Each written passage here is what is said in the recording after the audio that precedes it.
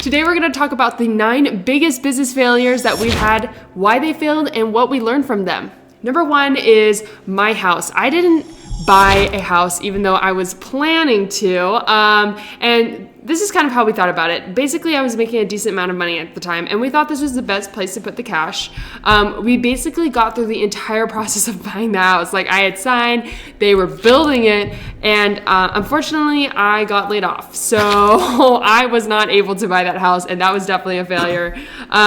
It was a mixture of things, though. It was like we were able to do a pros and cons list for why we should keep it, why we should maybe not keep it. And overall, I think it was, one of the most mature adult decisions I had to make at that time in my life. And why we moved on was basically because we were going to start a business at the same time. And I felt like maybe I should just focus on the business and not have my attention split across 2 different things at once, especially high stress things. And basically what we learned is, what I learned specifically was how to go through the home buying process. He had already bought in a few homes and had gone through that process, but I never had. So it was a really eye-opening experience. And I would say it is the first real experience with any sort of real estate investing or moving larger sums of money. I want to ask 2 questions about that.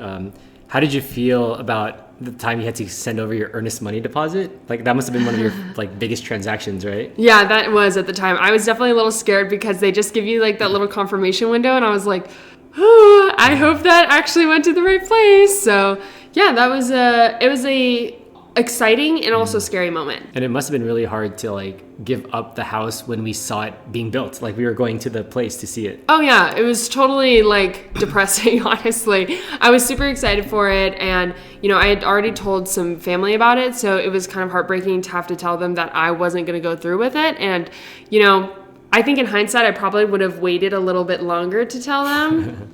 But you know what? That's a learning lesson from it. All right, number 2. This one actually never even picked off the ground. It was vending machines. So when I still had my job, I was thinking of different business ideas to start. And I was like, let's do a vending machine business. We just buy a vending machine, load it up every week, and collect the cash. And so, I think this was inspired because we were just driving around and I'd see vending machines at schools and malls. And I thought of that.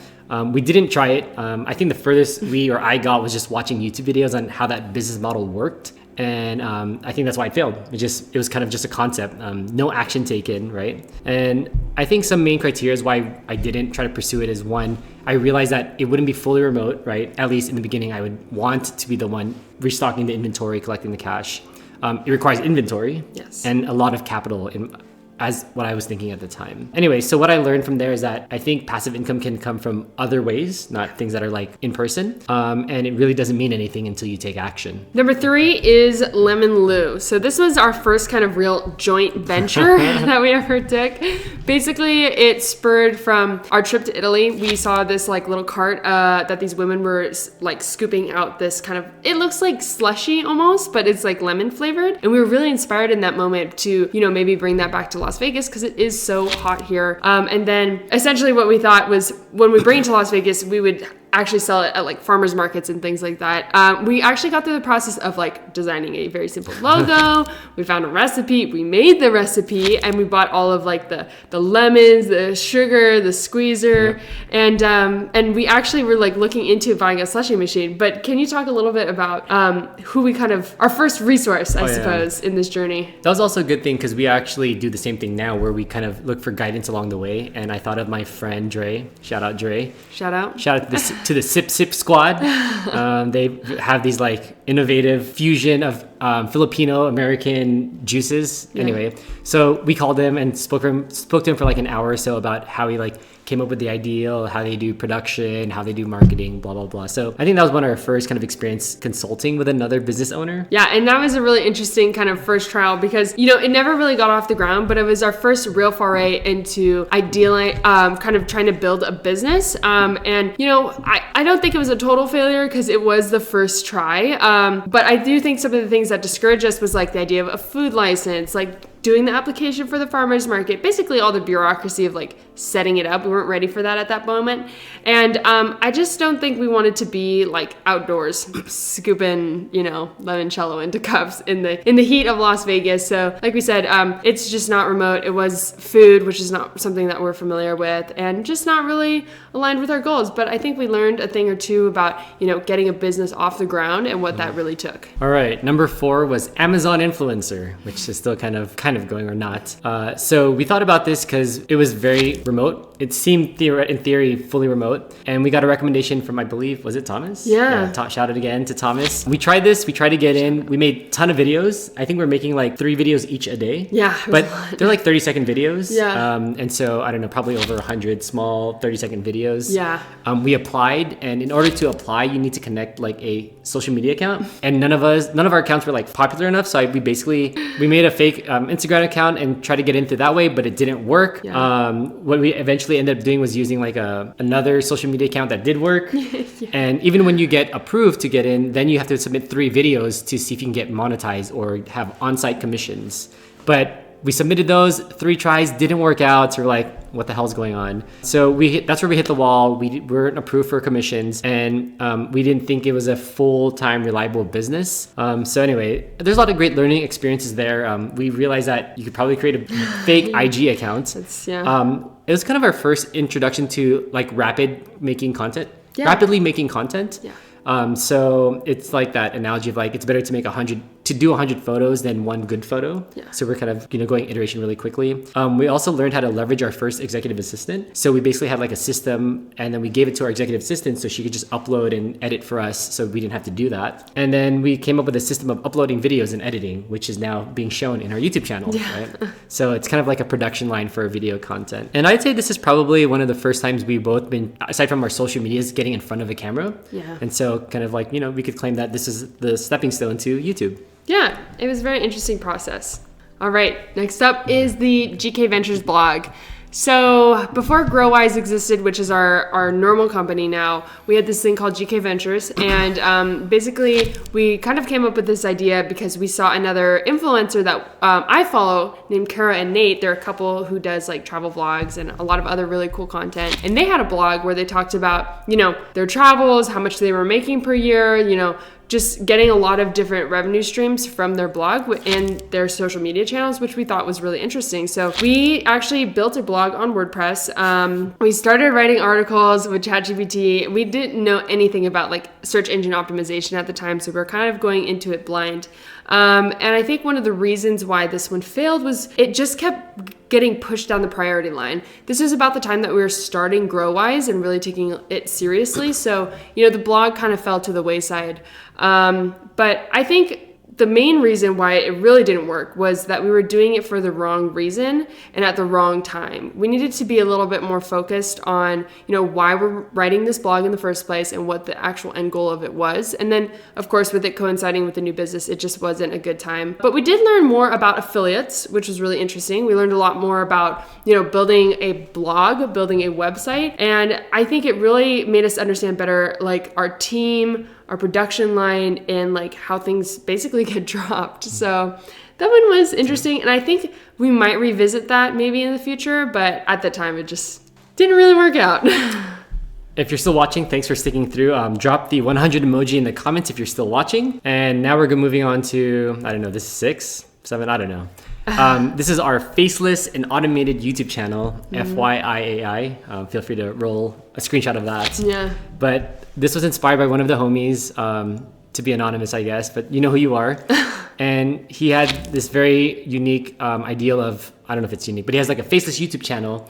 And he kind of talked about his systems and how he put that into place and how he automated it.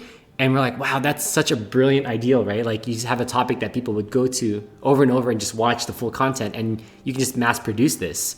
So this is our first time into kind of trying to do an automated faceless channel. We were thinking of things like, let's do a travel one or maybe one on credit cards, etc. But we were also thinking that AI was going to be really big, and it probably will be big. So we were like, hey, let's make an AI channel for AI. Oh, sorry, make an AI channel made by AI about AI. Yeah. And so that's what we tried. We started using programs like Pictory, basically an AI program that puts together video content, edits for you. There's an IA for that, which is a great website that shows you kind of like it's like a search for different AIs that you can use for different applications. This is the first time we kind of really try to start writing down standard operating procedures for the company. So once Kayla and I started producing these videos ourselves, we made an SOP for our executive assistant to start producing for us. So yeah, a lot of good learning experiences there. And I think, again, we failed at this one because we approached it the wrong way. Yeah. We were just kind of mass producing with not a lot of intent of where we're trying to go with that. But we might want to revisit this again when AI really picks up. And also we were trying to focus a lot on the business and this channel as well. Let's see what else we did here. We wrote down what we were doing and with like GrowWise, the channel and all the other things. And basically we're spread too thin and we're like, let's just like pause on FYI AI for a while. But anyway, we learned a bunch of new things. Again, we realized that you could use software to make videos. And also, again, refining our systems for content creation, which is now helping today on YouTube. Yeah, it was a really interesting process. And this next idea is actually from the same person, too. It was during a very transformative trip to Toronto. So thank you, Thomas, for dragging us out there. We learned a ton from that. And the other thing that this friend had spoken about was having an inbound system through a website that was kind of like a directory, which we were like mind blown when we heard this. It's basically using the power of search engine optimization to get leads in through a website. And this was really important to us at the time because we were trying to get more inbounds for our business. So we actually structured it so that our executive assistant wrote the articles, and then, our web designer made the website, and then they would kind of come together to publish. Definitely did not know what we were doing when we started this. If we knew more about SEO, I think we would have gone about it in a different way, especially with like the keyword research and just making the blog entirely. But I think it was a really good learning lesson to stepping our toes kind of in the water of SEO more seriously and for the business. And what kind of happened to this that turned it into a little bit of a failure for us is we just had other priorities really going on with GrowWise in terms of our own sales that we were doing and kind of running the company. So it just kind of wasn't put at the top of the list. And we learned that some of the processes that we had put in place weren't exactly the most efficient or weren't right. So I think overall, it was a good experience for us in learning more about like how our company and our individual team members work. And then on top of it, like, what can we really take on at the end of the day and what is actually a value add to our business. I think this is another thing that we'll probably revisit in the future, but just at that time, it just wasn't the right time. So yeah. The next one are affiliates. Another thought of having passive income. I think we were inspired again by Karen Nate because they had a website with all of their income streams at one point in time. Mm-hmm. So we're like, let's try this. And so we basically signed up for a bunch of affiliate programs on items and softwares that we use. And we placed them on things like our blog, our failed blog, our YouTube channel. And again, I think this is another example of wrong place, wrong time. We just needed to focus on the main business and, not focus on these things that doesn't really get traction because we didn't really have a following, or we still don't really have a big following. But anyway, it taught us how to like apply to affiliates. Everyone has kind of like their own platform and application, different companies. Also, like we realized that we need to put disclaimers in our descriptions. We need to set up payment processors for people if anyone did click on our affiliate link and brought it back to us. And again, just like trying to utilize and leverage our executive assistant to kind of help mass produce this effort of affiliates. Yeah. And before we get into the last one, we really wanted to just put this video together as kind of an explanation of, as you go through the business process and entrepreneurship, there's a lot of things that will work out, but there's also a lot of things that will fail. And it's about what you learn from those failures and what you bring through to your next business ventures that will help make you successful. So this is not meant to really discourage anyone to starting any of these things because we think, you can be really successful in those. It's just, we like to document, these are kind of our shortcomings and we admit it and we want to be open and honest about that. Yeah. So. Hopefully one day we'll be billionaires and we'll look back and we want to show like, look, when we observe people who have become very successful, most people don't really see all the things they had to go through to get there. Yeah. And so this is trying to be an attempt at a transparent journey for us. Yes, it's not always wins, that's for sure. All right, now to the last one. So when we were setting up our blog and our YouTube originally, we actually also set up a Shopify. It was only like $1 a month, so it was really cheap to set up the store and the subscription.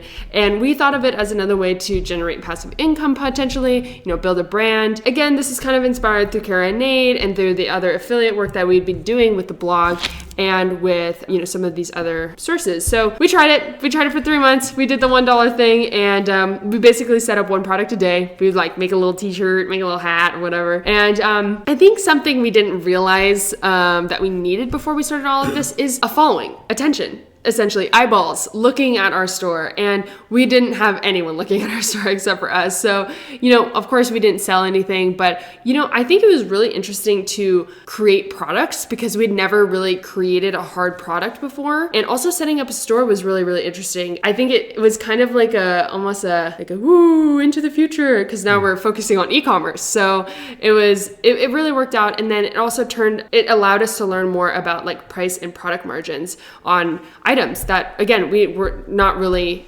introduced to because we sold mainly online services. And that's how we built an online store. Okay, well, how did your week go?